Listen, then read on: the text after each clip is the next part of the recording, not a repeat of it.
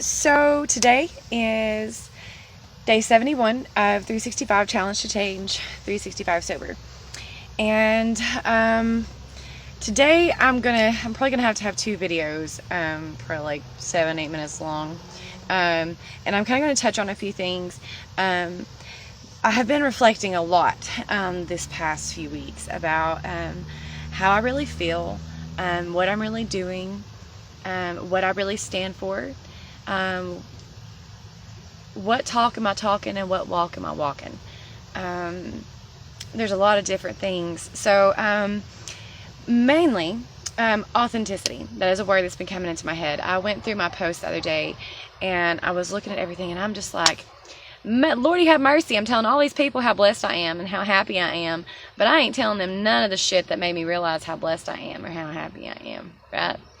So there's been a lot of things that have really brought me to where we are 71 days in. Some of them are good and some of them are bad. So as much as my posts have been authentic, because I sit there and I already have my 15 minutes to reflect, and the train wreck has already happened and the cleanup crew has already been there and swept it all up. And but when I first started this adventure, I was like, oh my gosh, I'm going to take pictures of everything and I'm going to video everything every day and I'm going to write stuff down every day. And then we got out here and I got distracted. And if you know me, I'm pretty much attention deficit. Oh, look, a puppy. So it just happens. And so I haven't been focused. I need to focus on focus. That's something that is really important to me right now with everything that we're doing, is because if I can't stay focused on why I'm really doing this, why I'm doing this, yes, it's for me. Yes, it's for Jaden. Yes, it's for the future, but it's also for you if you're watching. It's for anybody who is like, oh, I wonder if I should stop eating like shit, or oh, I wonder if I should stop drinking 3 nights a week, 5 nights a week, 7 days a week, whatever. For a year and seeing if it works. It's the only reason why I had this idea. It just sounded like it would work for me, and I have to have something to look forward to. So it's either going to change or it's not. I think a year is a good time to see if that changes. So anywho, yeah, when I usually make my posts, I am pretty freaking excited. And right now I am. And this morning I woke up and I had some really freaking crazy dreams. So I was really quiet and I came in here and I had some alone time and I cried and I wrote and I was like, blah. And I was like, okay, it's time to make a video. And here I am, all bushy, bright-eyed and bushy-tailed. So yeah.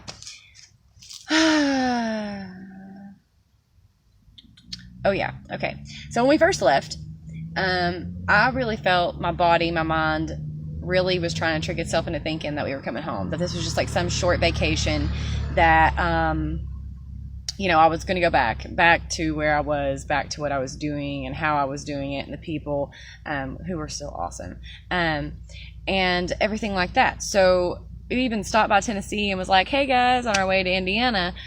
So we got in Indiana last month, and it took about a week into that before it really hit me that my home is no longer Knoxville, Tennessee. My home is like where my being is, not even necessarily this van, because who knows, you know what I mean? My home is, this is where me is, where Jaden is. Jaden and Chris, they are my home. So and that wasn't a very fun realization, because I was really, really angry for damn near 48 hours of being reined in and stuck inside Sam. Sam is our van. He is our symbol of amplified manifestation, because it is indeed.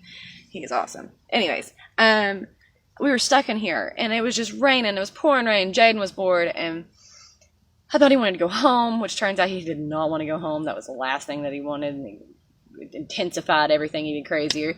And then, me and Chris are at each other's throats, and we're just like, everything is just so crazy, and we feel all these crazy emotions, and I'm homesick, and I'm just ready to say, fuck it all. I'm ready to go and get a bottle and get it on the way home and show up at home and just plop out in my driveway and be like, hi guys, and go to sleep. That was where I was at, for a whole 0.5 seconds. And then I really started thinking, what is this? What does this really mean? Is this just a challenge? Is this just another step? Is this really the end? And no, it couldn't have been, because the second that I said it was day one, I waited till it was 24 hours in before I said day one. That moment, there was no turning back. I was taking my power back. Come hell or high water, I was taking my power back. But now I got to figure out what to do with it now that I'm getting it back. I can't be self-destructive. I can't be manipulative. I can't be indulgent. I can't be gluttonous. I have to be mindful, because with power comes great responsibility, right? So yeah, I thought I was gonna, document all of this stuff, and I got really distracted. And so the journal that I did have got ruined in our flood of the Gathering of the Tribe site. A lot of our stuff got ruined, and I got a new one, so I'm gonna start writing every day. Right after that is when we hooked up with Mama Butterfly, and it was absolutely amazing, and she kind of saved the day.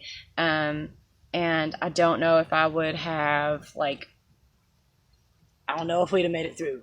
So they have shown me so much of myself, such beautiful reflections of myself for these past few weeks, that I'm super thankful.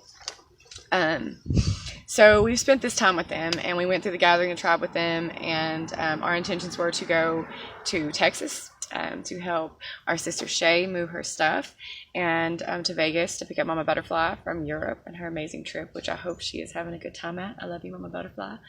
And then to Oregon for Rainbow Nationals. And so I was just I was sitting there at the gathering, and I'm watching all these different things, and this is one of my favorite lessons that I learned, is that this Gathering the Tribe, and I have a feeling that even this land is almost a lesson learning land, a lesson learning area, because it's the second time that I have come out of that place fucking mind blown, and it's just it's induced so much change. I've done a lot of healing on that land, and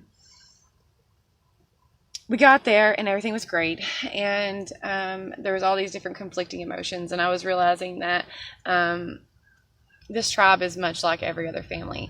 We have our downsides, we have our fallouts, we have our divorces, we have our weird get-togethers, we have our weirdness, and we're okay with that, but it still flows. No matter how much hard feelings, no matter how much pain, it still flows. The movement still moves, and that to me is one of my favorite lessons that I've learned from this whole experience. Is that no matter what, it really comes back to the flow. We're all part of the same river, and we're still flowing, and we're okay with that. We're in harmony with that. So yeah, that was the first lesson, and I think around 8 to 9 minutes is when these things cut off and the file gets too big. So I'm gonna start with my next one. So yeah.